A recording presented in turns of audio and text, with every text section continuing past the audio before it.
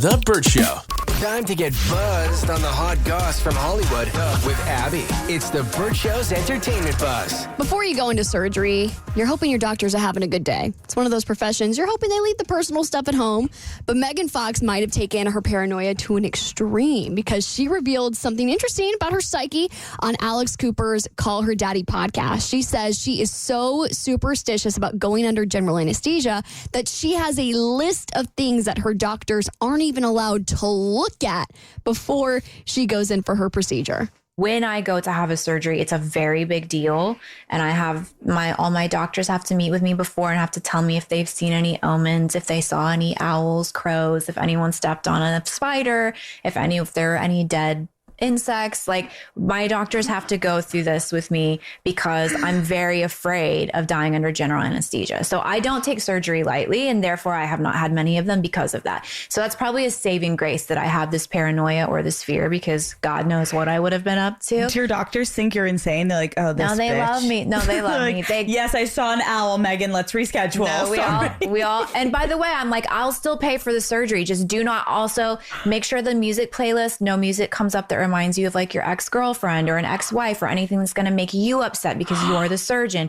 You need to be in a good headspace. If you have a fight with your wife, do not come in for surgery. I go through all of these protocols. You should make us all like a list of like a little pre-op situation. Don't want to. Any surgery is a risk to your life. I don't care what anyone says. Right.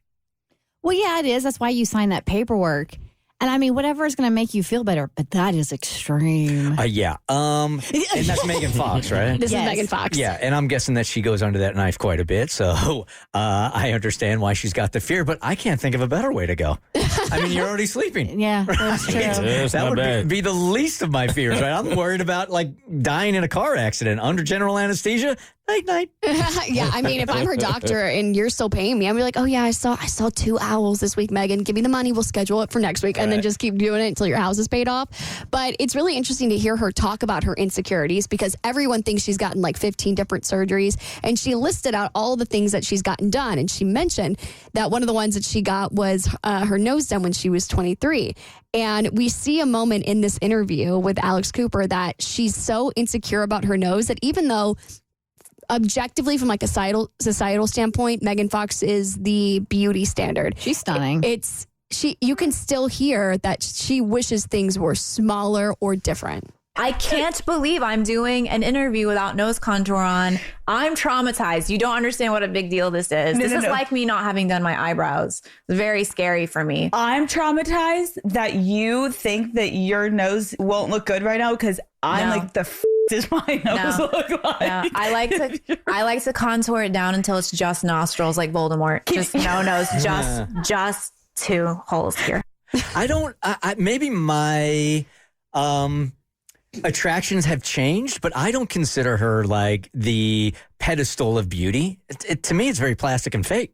Well, now I think that would be the general opinion. Mm-hmm. But I still think, I mean, if you look back 15 years ago, that one scene in Transformers where she's like leaned over the car, everybody knows that scene. And so when I say that, I mean that. And so when she's gotten however many surgeries or procedures, it's funny how it's almost like a self-sabotaging practice where you're the definition of beauty at a certain age, and you sort of feel like you have to keep up with that, or get smaller, or get different features to keep up with that persona, if you will. No, it makes total sense. Mm-hmm. And I'm just glad she's being forthcoming about the stuff she's had. I mean, and it's the nose jobs that wasn't talked about, but it's so apparent when you look at before and after photos that she had procedures done to get her to the Transformers look. Mm-hmm. And now I think, and not even with plastic surgery, I think you have to realize what you can do with makeup now to make it look like you've had plastic surgery. I think she's just listening to her, how how she's so in her head about it, and it's something that she's very conscious of. Well, I know this sounds like a judgy thing to say, but if you've had that much plastic surgery, at least my impression is that you're a fairly insecure person to begin with.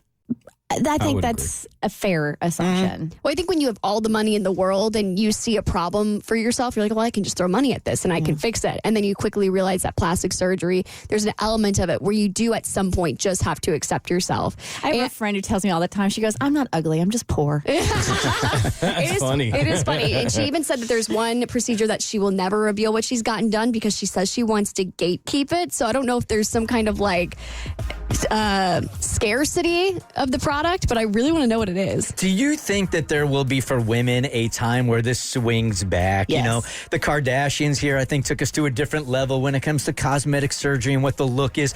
Do you think eventually it swings back to something more natural like we were seeing, I don't know, like America was doing in the 60s? It already is. Yeah, It is? it already is. The clean girl aesthetic is big, and there's a big trend online right now of millennial women showing their faces without any makeup. Yeah. And they're like, this is what a completely untouched, no Botox, no filler face looks like. I think you guys are going to find that at least men are more attracted to that natural look than they were that cosmetic look. I completely agree with you, but a lot of women don't think that at all.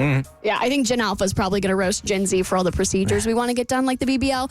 But one more thing I want to mention before we head out is that she did talk about Machine Gun Kelly and her potentially dissolving their engagement. She calls themselves like twin flames. Like, oh, we'll always be twin flames, but their engagement has probably been broken up. And she mentions a blood ritual that she did, but she doesn't understand why people are so weirded out by it because there's one thing in the bedroom that women do that she thinks is even crazier, which we could talk about on bonus because it's a little graphic. Okay. For more stories, head to the Bert Show podcast on your favorite listening platform. The Bert Show.